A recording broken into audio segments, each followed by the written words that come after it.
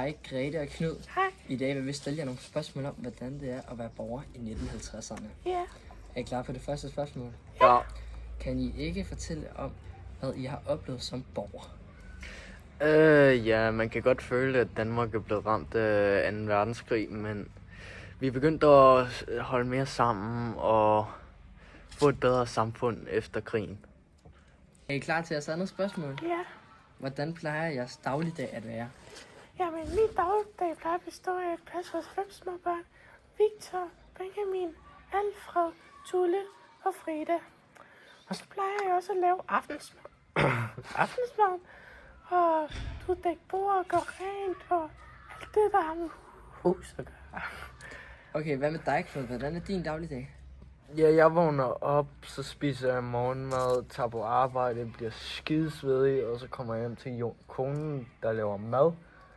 Så tager jeg og hjælper lige med at passe børnene det sidste, og så tager jeg i seng.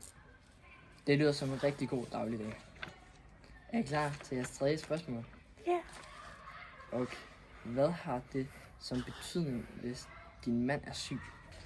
Jamen, det er jo rigtig stor betydning. Specielt for vores økonomi. Fordi så kommer der ikke nogen penge ind. Og så vi får man overhovedet ikke tjener særlig mange penge. Så det er faktisk rigtig slemt. Og så skal jeg jo både passe børn og alt det med huset, mens manden også ligger syg.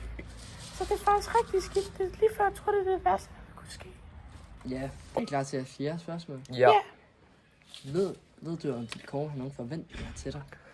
Det hun forventer af mig er, at jeg skaffer penge hjem til husleje og det hele, samtidig med mad og at de kan komme i bad. Og Grete, har du nogle forventninger til din mand? Ja, selvfølgelig har jeg nogle forventninger. Og det kunne fx være, at han selvfølgelig går på arbejde, selvom han nok er syg, fordi ellers så er det jo sgu ikke så godt. Fordi så har vi ikke nogen penge på kontoen. Og så selvfølgelig også, at han ikke kommer og stank fuld hjem, efter at være på krog. Ja. Og det var de spørgsmål, vi havde til jer i dag. Tusind tak, fordi I gad at være med. Det var så let. Så må I have en rigtig god dag, Grete. I lige måde. I lige måde.